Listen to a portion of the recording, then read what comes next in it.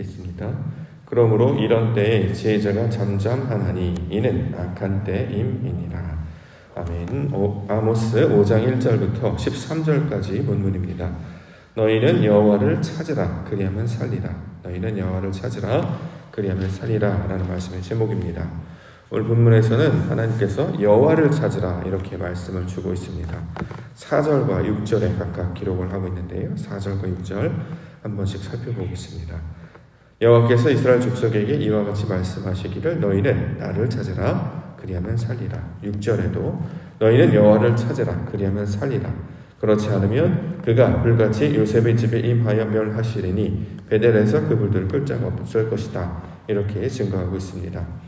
당시 이스라엘은 말씀이 사라진 시대였습니다. 말씀이 사라졌다라고 하는 것은 진리를 추구하는 자들이 없어졌다는 뜻입니다. 사람의 방식과 욕망만을 따르는 종교적인 행위와 형식만이 창궐하던 시기였습니다.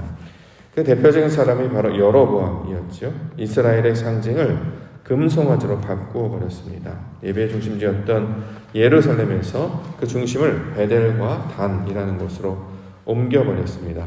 그것은 신앙적 목적이 아니라 정치적 목적을 따른 것이었죠. 따라서 거기서 두 금송아지를 만들어 놓고 그것을 신으로 성소에 두고 섬겼습니다. 레위 자손이 하나님의 일들을 감당하는 사람들이었는데 레위 자손을 말씀에 따라 세우지 아니하고 일반 백성, 보통 백성으로 제사장을 삼았습니다. 즉 기름 부어 세우는 것이 아니라 자신의 임의대로 세운 자들이 바로 레위 자손이었습니다. 자신의 뜻대로 사람의 방식대로 이런 것들을 감당하게 되면 나타나는 문제가 무엇이냐면 하나님의 뜻을 찾지 못한다라는 것입니다. 왜냐하면 진리의 소리를 듣게 하고 하나님의 음성을 듣게 하도록 만들어 두신 것이 바로 율법과 또 하나님께서 레위 지파였는데 말씀에 훈련받은 말씀의 뜻을 깨닫는 다시 말해 하나님의 뜻이 무엇인지를 말씀으로 전할 수 있는 자들을 세우지 않았기 때문에 사람들은 하나님의 음성을 듣지 못하고 사람의 목소리에만 귀를 기울여서 종교적인 행위에 머물게 하는 것이었습니다. 그래서 이것을 타락이다 이렇게 얘기하죠. 그러므로 선지자의 목소리를 통해서 주시는 말씀은 여호와를 찾으라 이렇게 증거하고 있는 것입니다. 우리가 부활절을 이제 지나왔는데요. 부활절도 마찬가지겠죠. 이것을 단순히 절기로만 지킬 것이냐, 어떤 행사로만 지킬 것이냐, 그러면 우리에게는 그냥 종교적인 행위에 불과한 것으로 치부될 수밖에 없습니다. 종교적인 행위가 아니라 기독교는 진리이기 때문에 부활절을 예수 그리스도께서 부활하셨다로 끝내지 아니하고 그 부활로 말미암아 우리가 새롭게 변화되어야 합니다. 하나님께서 궁극적으로 말씀하시는 성전이 성도들이라 말씀하셨기 때문에 그 성도 안에서 벌어지는 하나님의 역사, 그 십자가를 지나 부활에 다다르기까지 하나님의 모습과 형상으로 완전히 바뀌어져야만 부활이 우리 가운데 의미가 되는 것이고 그것이 하나님께서 백성들에게 요구하시는 신앙의 목적이 되는 것이죠. 그러므로 우리가 날마다 주의해야 되는 것은 종교적 행위에 머무르지 않게 하여 주시옵소서. 사람의 생각과 방법을 따르지 않게 하여 주시옵소서. 보여지는 것과 들려지는 것을 통해 하나님의 진리, 그 목적을 발견하게 하시고 이것을 내 삶과 내 마음 가운데 적용하여 내 생각이 바뀌어지게 하옵소서. 우리의 속사람이 변화되게 하여 주시옵소서. 하나님의 성질로 충만케 하시고 말씀에 따라 사는 자들이 되게 하여 주시옵소서. 마침내 우리 가운데 보여주신 그 예수 그리스도의 부활을 맞이하여서 우리도 그와 연합한 자로 살게 하여 주시옵소서. 이 지경까지 나아가야 비로소 온전한 진리의 모습을 찾는 백성들이 될 것입니다. 이 모든 것들을 잃어버리고 있었기 때문에 말씀을 통해 다시 한번 경고하고 있습니다. 여호와를 찾으라. 그리해야 살 것이다. 이렇게 말씀하고 있는 것입니다. 특별히 말씀을 하나님의 진리로 찾고 그 안에서 진리의 말씀을 가진 자로 살아가시는 우리 믿음의 성도님들과 우리가 교회가 되기를 원합니다. 어저께 말씀을 통해서도 잠깐 살펴보았습니다만 성경에서 죽었다 살았다의 기준이 무엇이냐면 말씀이었죠. 말씀을 알지 못하는 상태를 성경에서는 죽었다라고 이야기합니다. 자신의 경험, 자신의 생각, 자신이 가지고 있는 익숙한 방식만 가지고 있어요. 그러면 이것을 산 자라고 보지 않고 죽었다라고 말한다는 거죠. 왜냐하면 하나님의 호흡이 없기 때문입니다. 사람이 죽게 되는 것은 호흡이 없으면, 숨이 없으면 죽게 되는 거 아니겠습니까? 성도들도 마찬가지죠. 우리가 숨쉬고 있는 내 숨이 있다고 해서 살았다고 말하지 않고 하나님의 호흡으로 살게 하신 것이 하나님의 백성들입니다. 아담에게 생기를 부어주신 것처럼 제자들에게 부활하신 예수님께서 오셔서 평강이 있으라 라고 하면서 숨을 불어넣어 주신 것처럼 그 성령의 호흡으로 살아야 비로소 산 자가 된다는 거죠. 자, 그런데 이스라엘이 지금 넘어진 상태가 됐습니다. 호흡이 없기 때문이죠. 여호와의 호흡, 여호와의 말씀이 없기 때문에 죽은 자와 똑같은 상태가 되었으므로 너희는 여호와를 찾으라, 말씀을 찾으라, 진리를 찾으라, 빛을 찾으라, 그래야 너희가 산 자가 될 것이다. 이렇게 말씀하고 있는 것입니다. 우리가 다시 한번 말씀을 심령 가운데 새기며 하나님의 호흡으로 사는 자 되게 없어서 우리가 날마다 말씀 앞에 나와 예배하는 것은 그 호흡으로 살겠습니다라고 다짐하며 찾고 구하는 것이죠. 단순히 지식의 어떤 말씀 한 구절을 더 배워서 지식으로만 갖고자 하는 것이 아니라 그 지식 속에서 말씀하시는 하나님의 음성을 듣고 내게 원하시는 하나님 말씀이 이런 것이구나, 그 지경까지 다다라야 비로소 산 자가 되기 때문입니다. 그렇기 때문에 세상의 사람들은 이해하지를 못합니다. 우리가 살았는데 왜 자꾸 죽었다고 이야기 안 하는가? 우리가 숨쉬고 있는데 왜 우리가 호흡이 필요하다고 하는가? 성경을 이해하지 못하기 때문이죠. 성경을 사람의 눈으로, 사람의 교훈으로만 보게 되면 그냥 율법책, 도덕책에 불과합니다. 그런데 우리는 율법이나 도덕을 따르는 자가 아니라 진리를 찾고 그 안에서 하나님의 백성으로, 거룩한 백성으로 사는 것이 하나님의 뜻이기 때문에 그 뜻을 찾아, 하나님의 나라와 뜻을 찾아 나아가는 백성들이 되어야 될 것입니다. 오늘 본문 말씀을 통해 여호와를 찾으라, 그리하면 살 것이다. 이 말씀을 오늘 수력 말씀으로 붙잡고 하나님의 말씀, 그 진리를 찾게 하시고 그것으로 살게 하옵소서. 나의 생각과 나의 의지와 나의 경험이 아니라 하나님께서 인도하시는 그 길, 그 진리의 것으로 내 모든 것들을 내어 맡기며 믿음을 따라 살게 하여 주시옵소서. 이렇게 나아갈 때 하나님 앞에 산 자로 나아가게 될 줄 믿습니다. 본문 말씀을 통해서 주신 말씀 한 구절씩 더 살펴보고자 합니다. 다시 한번 살펴보는데요. 오늘 본문에서 여호와를 찾으라 이렇게 증거하고 있습니다. 5절과 6절 다시 한번 보겠습니다. 5절과 6절 베델을 찾지 말며 길갈로 들어가지 말며 브엘세바로도 나아가지 말라. 길갈은 반드시 사로잡히겠고 베델은 비참하게 될 것입니다 하셨나니 너희는 여호와를 찾으라, 그리하면 살리라. 그렇지 않으면 그가 불같이 요셉의 집에 임하여 멸하시리니 베델에서 그 불들을 끌 자가 없으리라.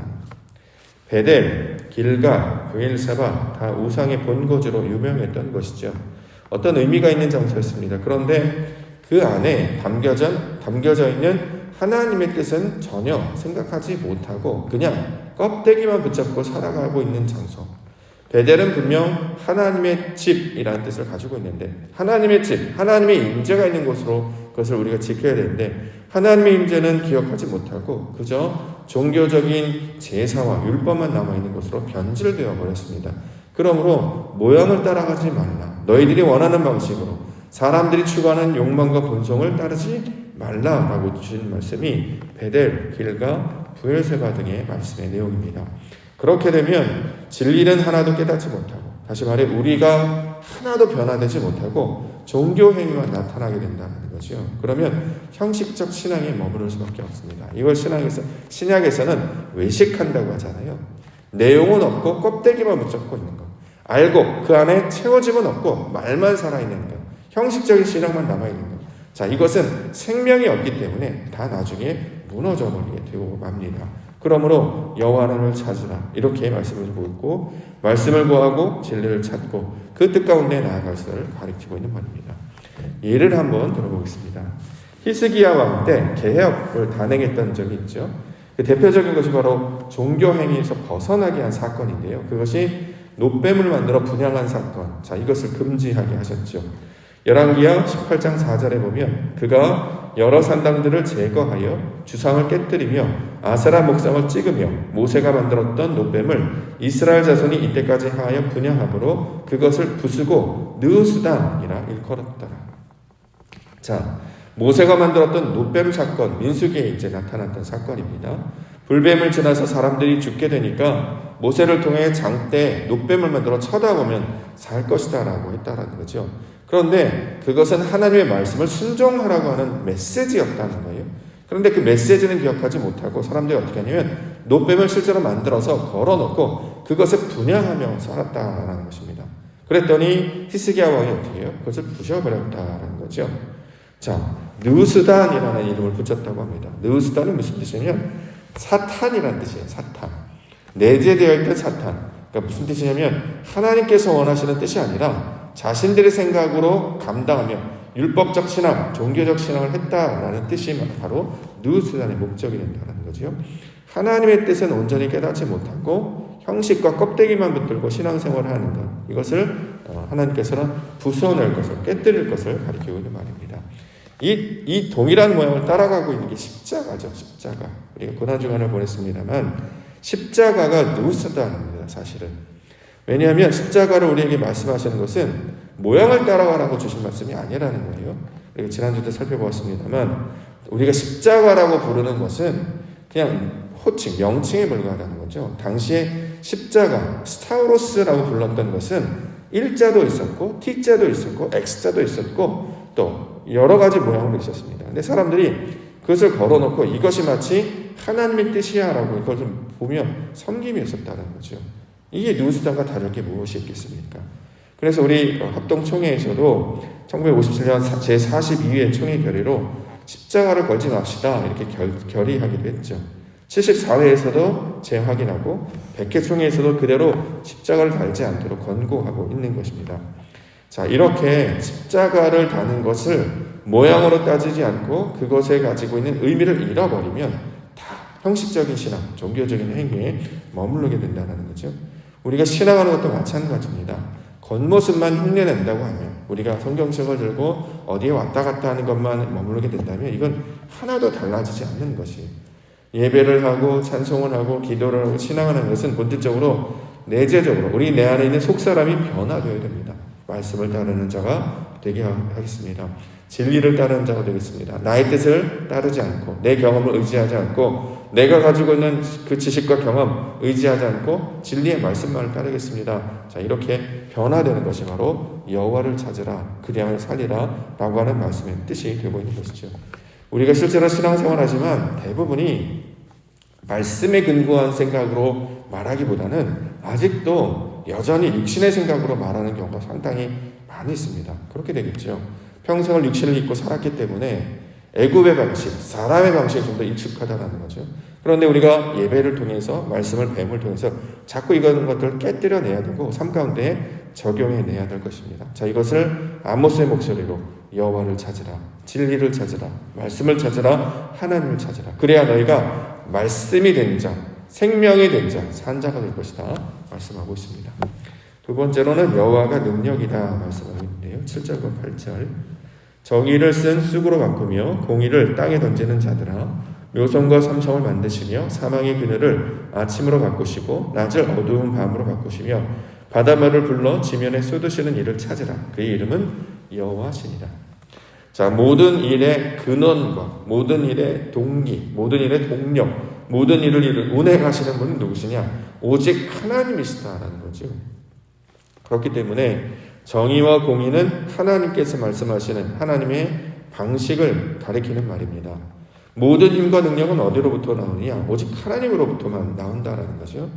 어떤 객관적 사실 하나하나는 아무 힘이 없습니다. 우리가 지식을 알았다고 해서 그 지식 자체가 가진 어떤 능력이나 힘을 가지고 있지 않죠. 하나님께서 운행해 주셔야지만, 인도해 주셔야지만, 우리가 계획할지라도 그 걸음을 이끄시는 하나님의 그 인도하심에 따라서 사는 것이지, 내가 계획을 잘했으니까, 내가 이 정도 지식을 가지고 있으니까, 내가 이렇게 일했으니까 하나님께서 복 주실 것이다 라고 하는 것이 종교요, 그거는 율법의 행위에 지나지 않게 된다는 거죠. 대부분의 이스라엘 사람들이 이렇게 살고 있었다는 것입니다. 그런데 본문에서 기억하라고 하는 것, 하나님께서 이 모든 것들을 만드신 분이시고 바꾸시는 분이시고 쏟으시는 분이시니 하나님의 능력이 오직 하나님께 있음을 다시 한번 기억해야 할 것이다 이렇게 말씀하고 있습니다. 사람의 목소리나 구호에 따라서 바뀌지 않습니다. 오직 진리만이 사람을 변화시키는 거지요. 그렇기 때문에 메신저들이 하는 것은 말씀의 뜻이 무엇인지를 계속 온전히 그 원래 의도가 무엇인지를 계속 펼쳐서 보여주는 그 이유는 무엇이냐면 그렇게 드러나야 말씀이 내 안에 치고 들어와서 새 것으로 깨달아져야 그 말씀을 가진 자들을 통해서 성령의 역사가 나타나기 때문입니다. 목사들에게 자꾸 어떻게 해야 되냐고 방법을 자꾸 물어보는데 그건 율법이 되잖아요. 종교적인 행위가 된다는 거죠. 이렇게 하십시오, 저렇게 하십시오.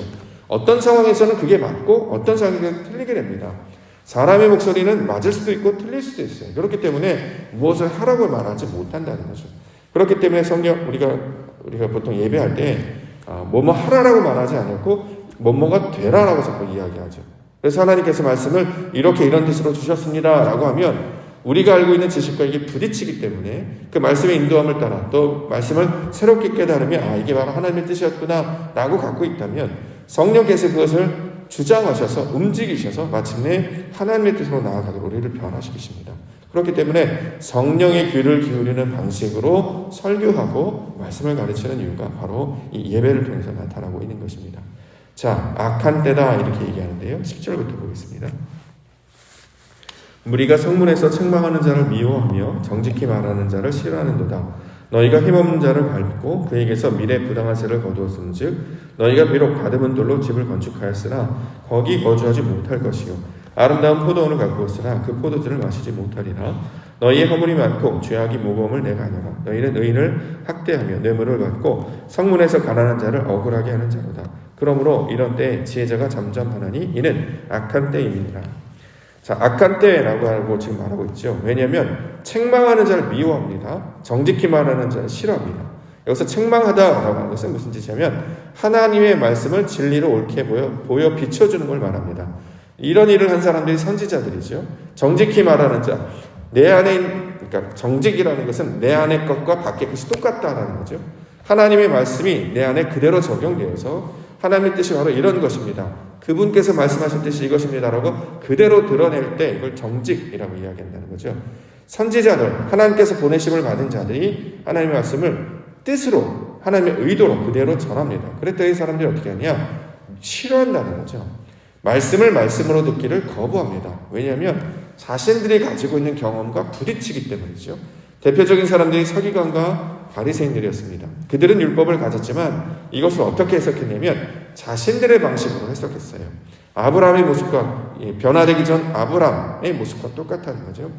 내가 마치 창세기 15장에 내가 너희의 기업이 될 것이다 라고 말했더니 내게 필요한 것을 주시겠구나, 아들 주시는구나, 그러니까 나에게 필요한 아들 주세요 라고 여기는 것처럼 사람들은 복, 은혜 이런 걸 말하면 자기에게 유익한 것을 마치 하나님께서 종처럼 섬김으로 우리에게 뭔가를 선물로 준다고 잘못 생각하고 있다는 것입니다.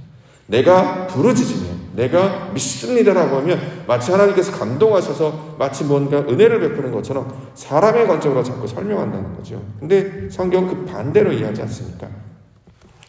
부족한 것을 채우는 것이 신앙이 아니고 이미 완성된 나라에 우리 부족함을 깨닫고 그 수준으로 우리가 바꾸어 나가는 것이 신앙의 목적이라는 거죠. 복도 우리의 필요를 채우는 것이 아니라 하나님의 형상을 닮는 것을 복이라 이렇게 이야기하고 있는 것입니다. 그러니까 사람들이 싫어해요. 그것은 내게 유익하지 않거든요.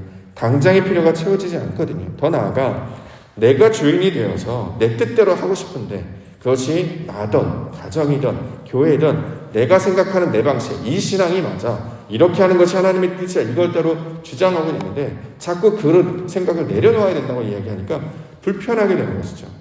찬송은 어떻게 하고 예배는 어떻게 하고 목사는 어떻게 살아야 되고 성도는 어떻게 살아야 되고 자꾸 이런 얘기를 하게 되니까 부딪히게 된다는 거죠. 자, 그러면 그것을 가리켜서 싫어한다 이렇게 얘기합니다. 그러면 본문에 보면 의인을 학대하며 뇌물을 받고 가난한 자를 억울하게 한다. 하나님의 말씀이 필요한 자들에게 아버지의 뜻을 가르쳐줘서 우리의 것들이 자꾸 벗어지게 되는, 그래서 성경은 우리를 자꾸 가난하게 만듭니다. 우리가 원래 부자로 살았어요. 부자가 무슨 뜻이냐면 재물이 많다 이게 아니라 내 의가 가득하다라는 거죠. 부자는 천국에 들어가지 못한다는 뜻이 무슨 뜻이냐면 우리는 내 의가 너무 많아요. 기도도 알죠. 열심히 헌신도 하죠. 이렇게 자기 의가 많은 사람을 부자라고 해요. 그런데 말씀이 우리 가운데 들어오게 되면 우리를 자꾸 가난하게 만듭니다. 내 것을 자꾸 내려놓게 만든다는 거죠. 가난한 자가 되면 어떤 일이 벌어집니까? 천국이 저희 것입니다. 이게 바로 예수님의 사역이다라는 거죠.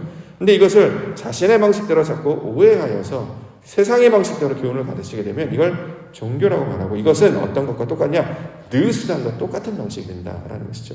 그러므로 깨어 있어야 합니다. 말씀을 하나님의 뜻으로 들어야 한다는 것이고 우리가 신앙 가운데 늘 연습하는 것은 하나님이 주시는 목소리에 훈련하고 순종하는 연습을 이 예배를 통해서 하신다는 거죠. 메신저를 통해서 주신 말씀을 하나님의 뜻으로 받게 하시고 그 말씀 안에 그 의미로 주시는 그 뜻을 찾고 나아갈 때 우리는 길을 잃지 않아요. 다시 산자, 하나님의 말씀을 가진 자로 우리 가운데 살아가게 될 것입니다. 진리가 역사되면 우리 마음 가운데 새겨지게 되는데 진리가 아니기 때문에 겉모습으로 있다가 길가에 뿌려진 씨처럼 다 날아가 버리지 않겠습니까? 내가 찔리지 않고 내가 부딪혀보지 않으면 말씀이 새겨지지 않기 때문에 내가 말씀을 간직하지 못한다는 거죠. 그러므로 날마다 주신 말씀이 내 안에 심겨질 수 있도록 아버지 하나님 찾는 자에게 구하는 자에게 두드리는 자에게 주신다 하셨으니 그 좋은 선물 성령을 받게 하시고 하나님의 뜻을 찾음으로 말미암아 산자로 살게 해 주시옵소서. 이것들을 우리가 붙잡고 기도 가운데 나아가야 할 것입니다.